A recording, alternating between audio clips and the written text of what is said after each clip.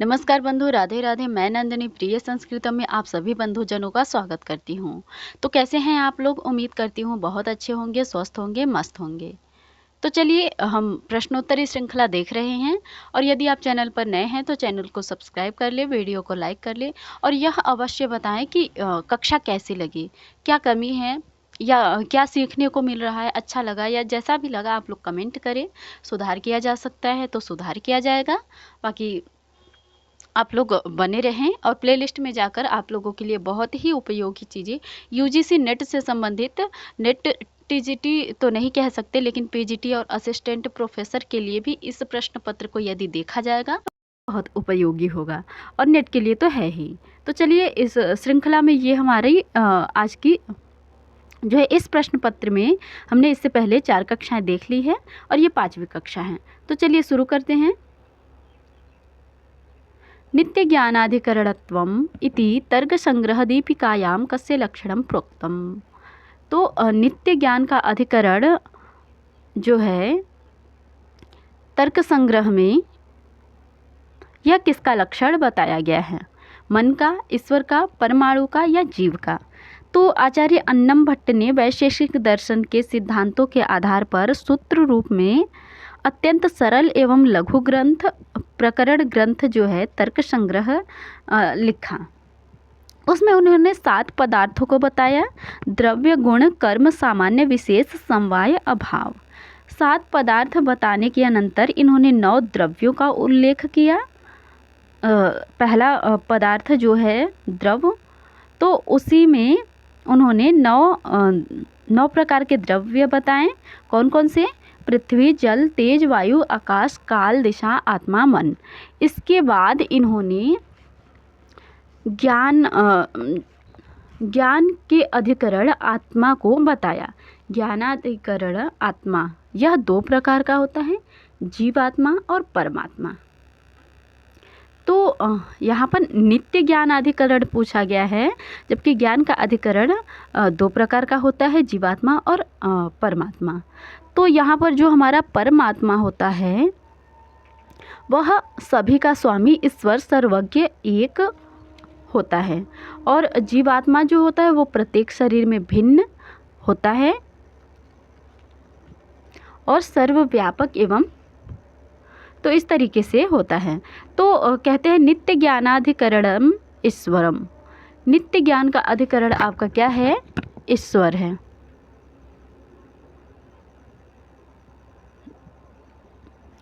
नित्य ज्ञान का करण ईश्वर है और सुख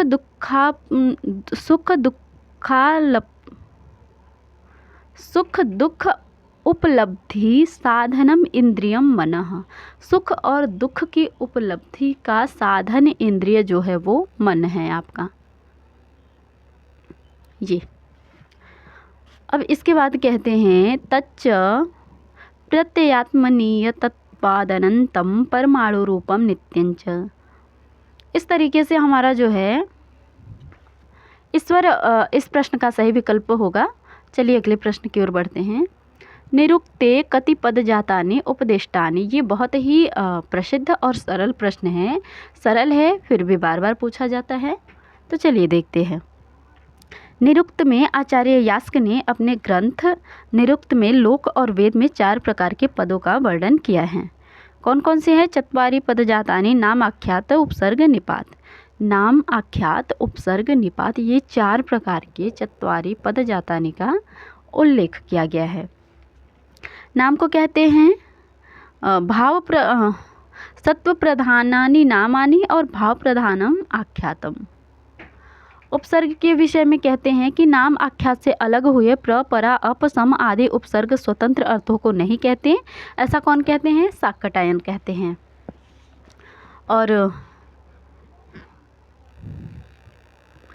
नामाख्यातयोस्तु कर्मोपसंयोग द्योतका भवन्ति, ऐसा गार्ग्य कहते हैं। उच्चावच्चा पदार्था भवन्तीति गार्ग्यः। और निपात के विषय में कहते हैं कि उच्चावच्चेषु अर्थेषु निपतन्ति। अनेक विध अर्थों में ये गिरते हैं, इनके अनेक अर्थ हैं, इसीलिए ये निपात नाम से कहे जाते हैं। और इन निपातों में कुछ तो उपमार्थक प्रयुक्त होते हैं, कुछ अर्थोपसंग्रह और कुछ केवल पदपूर्ति के लिए प्रयुक्त होते हैं। तो इस तरीके से इस प्रश्न का तीसरा विकल्प सी विकल्प जो है मुख्य रूप से हमारा सही उत्तर हो जाएगा। चलिए अगले प्रश्न की ओर बढ़ते हैं। इस प्रश्न में पूछा गया है गौतम धर्मसूत्रेण केन वेदेन संबद्धम अस्ति विद्यते। तो हमारा जो गौतम धर्मसूत्र है यह किस वेद से संबंधित है, हमें यह बताना है। अथर्ववेद से संबंधित है कि कृष्ण यजुर्वेद से, ऋग्वेद से अथवा सामवेद से। तो सबसे पहले हम देख लेते हैं कि ऋग्वेद हमारा पहला विकल्प है, तो ऋग्वेद के विषय में देख लेते हैं। तो ऋग्वेद का जो है हमारा कोई भी धर्म सूत्र, हमारे 4 वेद है और सारे वेदों पे अलग अलग गृह सूत्र, धर्म सूत्र, शुल्ब सूत्र इत्यादि, चूँकि कल्प सूत्र के अंतर्गत ये सब आते हैं तो मिलता है, किंतु अथर्ववेद का कोई भी धर्म सूत्र नहीं प्राप्त होता।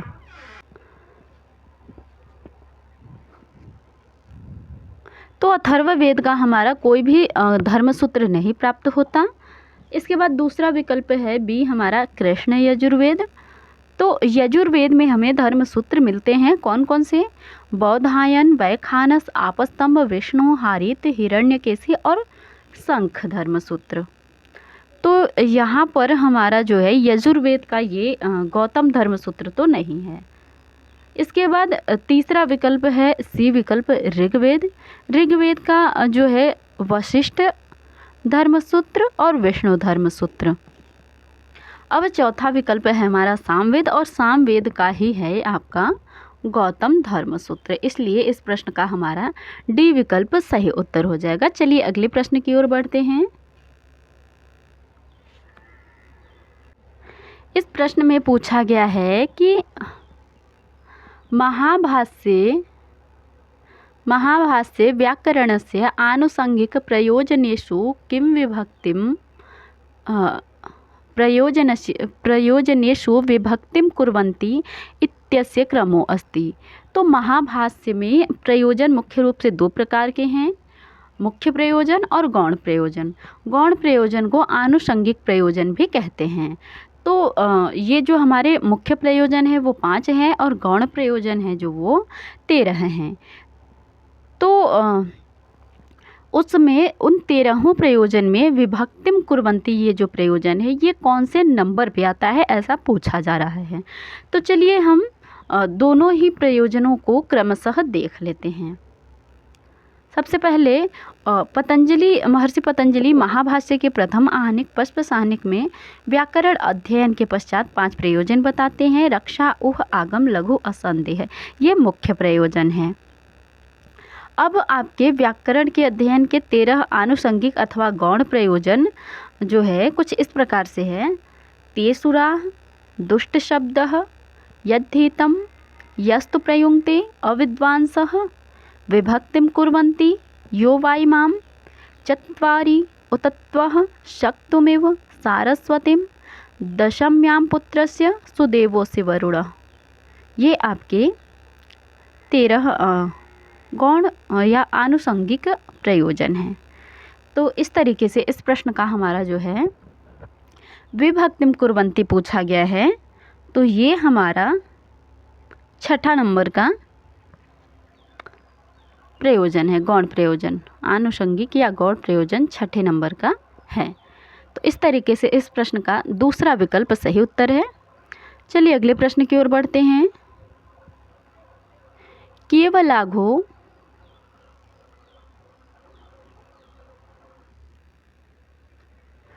केवलाघो भवति केवलादि अस्य मंत्रस्य द्रष्टा कः? क्षमा कीजिए, इस प्रश्न को नहीं देखना है हमें। हमने 44 प्रश्न देखा तो 45 देखना है हमको।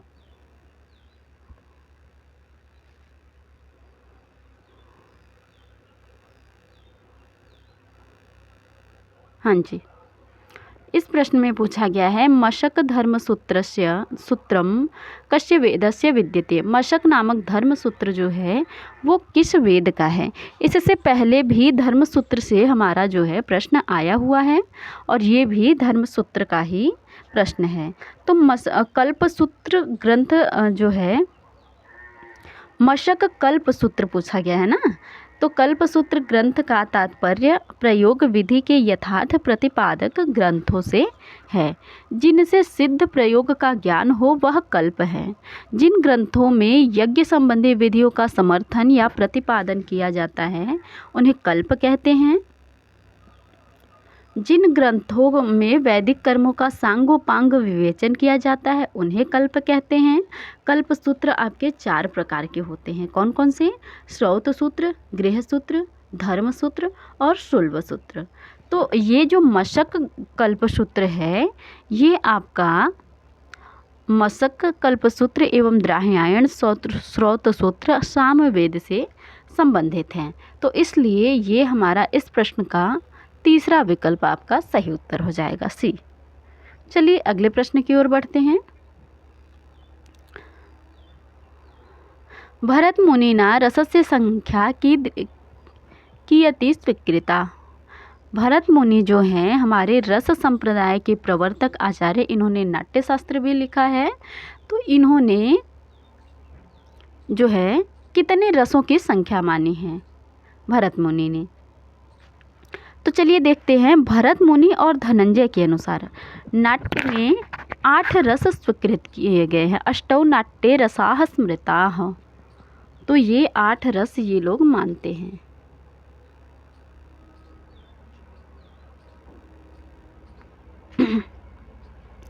और देखिए और संबंधित तथ्यों को। तो नाट्यशास्त्र के 6ठे अध्याय में भरत मुनि ने कहा है कि श्रृंगार हास्य करुणा रौद्र वीर भयानका विभत्स अद्भुत संज्ञौ चेत्यष्टौ नाट्ये रसाः स्मृताः। नाट्य में स्वीकृत 8 रस हैं। कौन कौन से? श्रृंगार हास्य करुण रौद्र वीर भयानक विभत्स अद्भुत, ये आपके 8 रस मानते हैं। और मम्मट ने काव्य प्रकाश में 8 नाट्य रसों का विवेचन करने के पश्चात उन्होंने शांत को 9वां रस भी माना है। और रुद्रट ने भी काव्यालंकार में प्रयाण नामक 10वें रस की उद्भावना की है। रूप गोस्वामी ने मधुर नामक भक्ति रस को प्रधान रस माना है।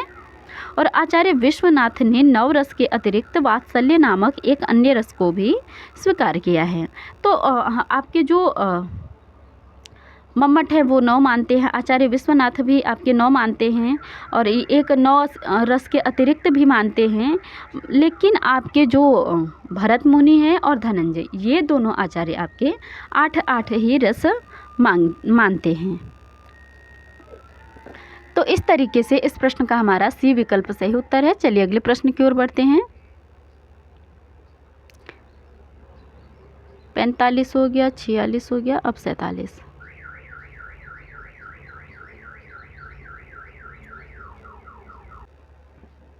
इस प्रश्न में पूछा गया है कि उभय प्राप्तौ कर्मणि इति कारक सूत्रस्य उदाहरणं किम। तो इस कारक सूत्र का उदाहरण कौन सा है? इन चारों में से ऐसा पूछा जा रहा है। तो चलिए देखते हैं इस सूत्र को। उभयोः प्राप्ति यस्मिन् कृति तत्र कर्मण्येव षष्ठी स्यात्।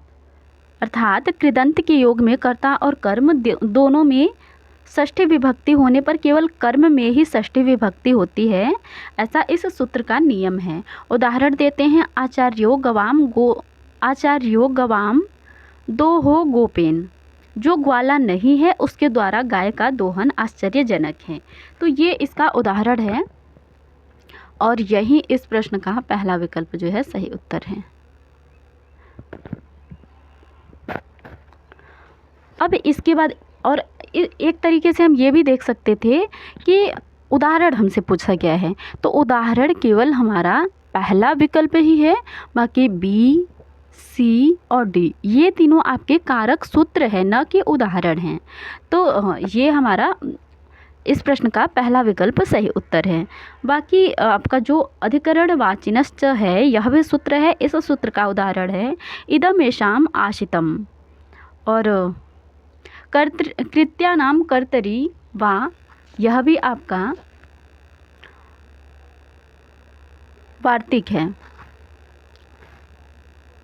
इसका उदाहरण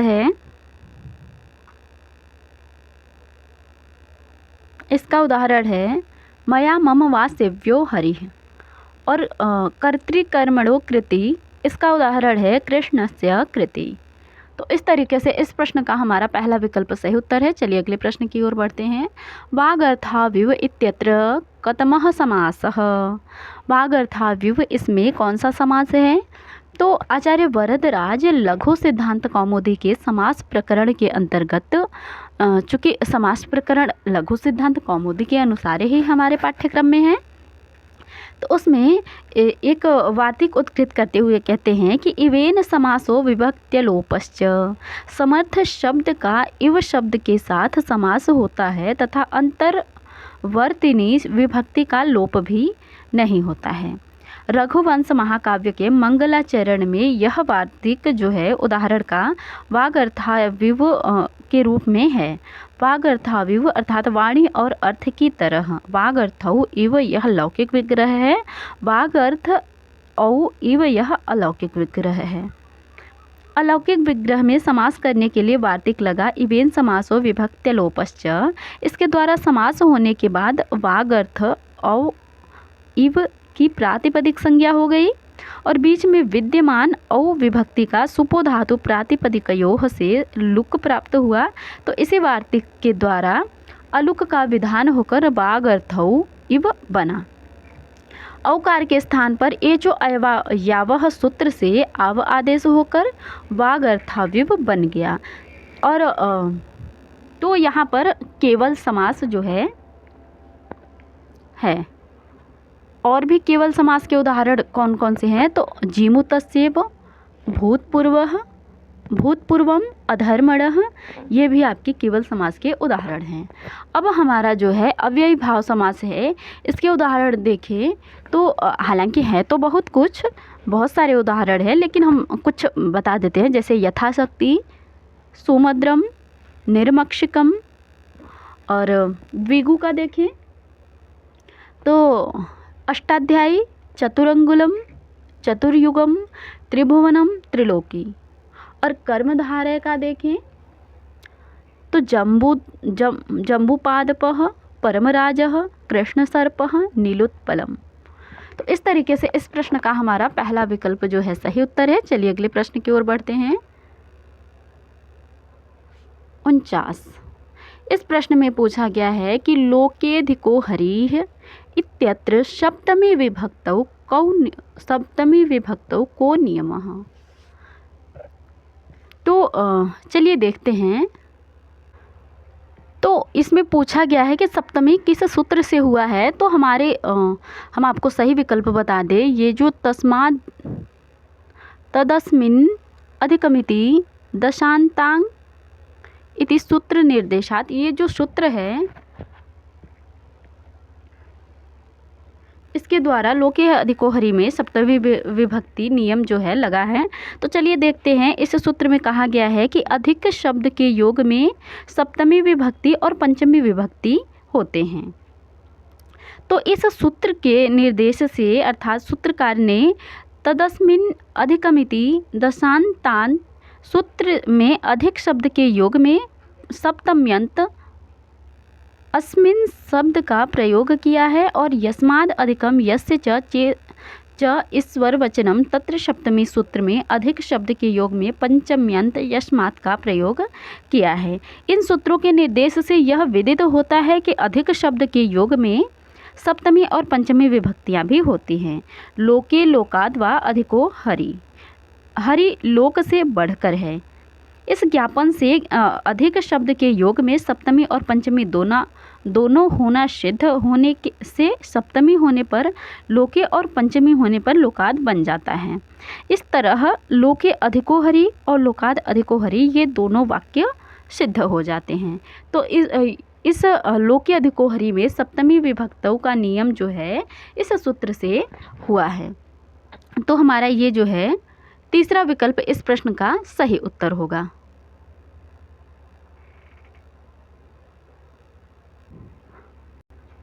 और ये जो दूसरा विकल्प है अधीर ईश्वरे, इसमें कहा गया है कि स्वस्वामी भाव संबंध में अधीर शब्द की कर्म प्रवचनीय संज्ञा होती है।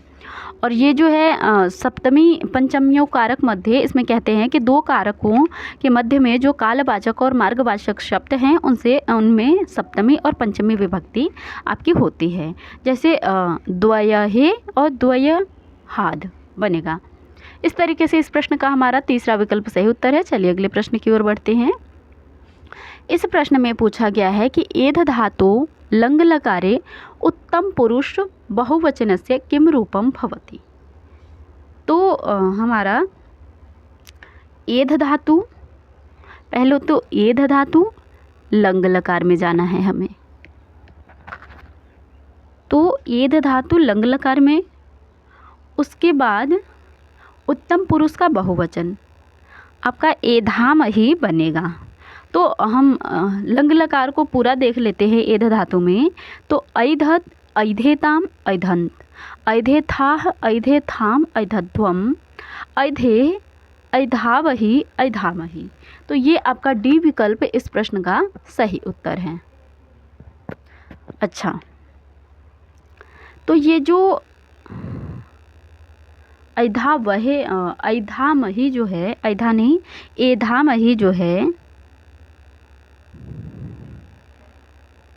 ये आपका